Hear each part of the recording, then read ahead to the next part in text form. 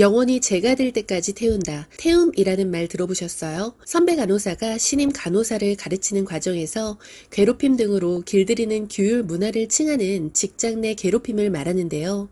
이는 의료업에만 국한된 것이 아닙니다. 혹시 직장 내 괴롭힘 당해보셨어요? 안 당해봤음 절대 이해 못하는 심리적, 신체적 고통입니다. 직장 내 괴롭힘의 피해자는 자존감 하락뿐만 아니라 극심한 우울에 따른 극단적 선택도 일어나고 있습니다. 직장 내 괴롭힘은 근로자의 인권 침해에 따른 생산성 저하 등의 문제로 조직적, 개인적 이 모두에게 결코 좋지 않은 결과일 뿐입니다. 아직도 직장 내 괴롭힘 피해자들은 퇴사만이 정답이라고 한 목소리로 말합니다. 아니요, 피하지 말고 신고하세요. 다시 한번요. 직장 내 괴롭힘 더 이상 피하지 말고 회사에 신고하세요. 우리 조직의 갑질 문화 근절 및 조직 내 괴롭힘 방지를 위해서는 무엇보다 조직의 대표자가 직장 내 괴롭힘 근절에 대한 적극적인 조치와 인식 개선 교육 및 캠페인 같은 직장 내 괴롭힘 방지 대책을 마련해야 합니다. 또한 주변 동료의 방관이나 무관심, 쟤는 참 유난이다, 누구씨가 예민한 거야 라는 식의 피해자의 성격의 문제나 책임으로 전가해서도 안 됩니다. 피해자 본인이 아니더라도 제3자의 신고가 가능하니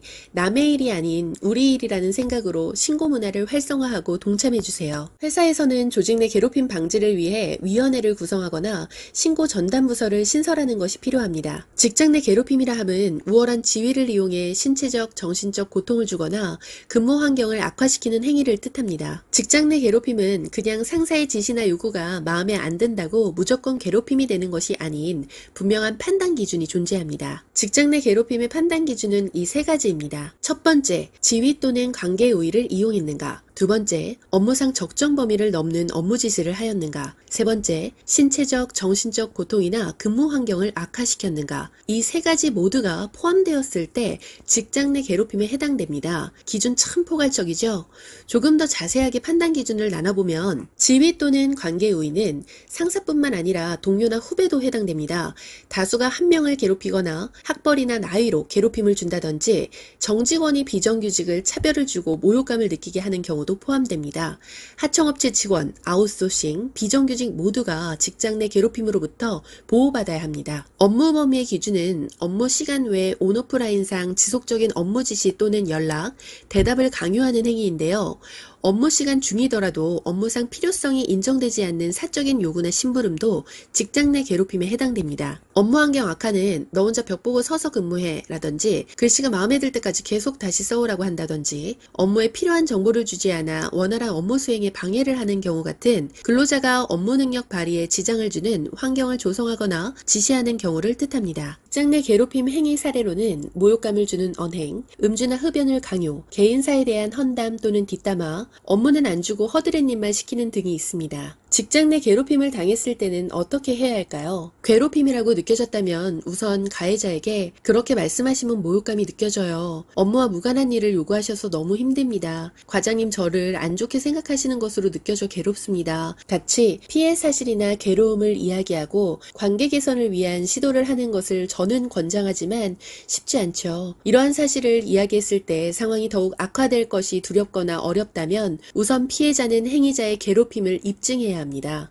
당시 전후 사정을 기록으로 남겨두는 것인데요. 기록을 할 때는 육하원 측에 따른 구체적 사실적 기술과 날짜와 시간 등을 반드시 기록하고 메일 메시지 등을 캡처해서 보관합니다. 필요시 녹취를 권장드리기도 하는데요. 당시 주변에 목격한 사람들은 누구인지도 기록해두세요. 그리고 주변 동료나 선배에게 고충을 알리세요. 정신적, 신체적 피해가 있을 때는 꼭 병원에 가서 상담 기록을 남기세요. 추후 직장 내 괴롭힘으로 판정됐을 때는 산재로도 인정이 가능한 부분이 거든요. 그리고 회사에 신고하세요. 신고를 어디다가 해야 될지 모르는 경우 사내 취업규칙에서 찾으세요.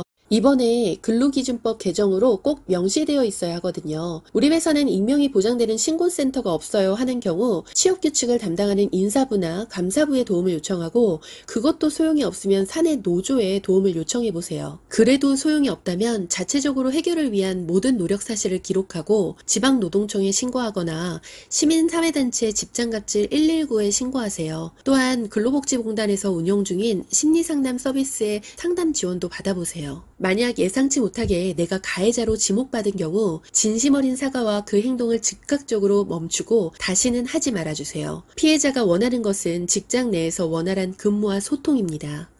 만약 내가 있는 자리에서 한 사람을 두고 헌담을 한다든지 집단적 따돌림을 유도한다면 그 행동이나 대화에 가담하지 말고 즉각적으로 자리를 피하거나 저는 그런 거 원치 않아요 라고 말해주세요. 직장 내 괴롭힘에 의도치 않은 행위자가 되지 말아주세요. 만약 직장 동료가 나에게 증인이 되어주길 원하고 그것이 사실이라면 함께 조직갑질 문화 근절과 직장 내 괴롭힘 방지를 위해 적극적으로 동참해주세요. 회사에서는 직장 내 괴롭힘 피해자가 행위자와의 업무 분리를 요구하는 경우 근무지 변경이나 인사이동을 해줘야 하며 필요시 유급휴가 등의 조치를 취해주어야 합니다. 만약 피해자가 행위자의 합의를 원하는 경우 회사에서는 약식조사 후 적극적으로 조정에 참여하고 중재해야 합니다. 끝으로 피해자가 행위자의 징계를 원하는 경우 회사에서는 정식 조사 후 징계 및 재발 방지 조치를 취해야 합니다. 만약 회사에서 이에 따른 방관 또는 미반영 시 500만 원 이하의 과태료가 부과가 되고 피해자 불이익이 있을 경우 사업주는 3년 이하의 징역 및 3천만 원 이하의 과태료가 부과됩니다.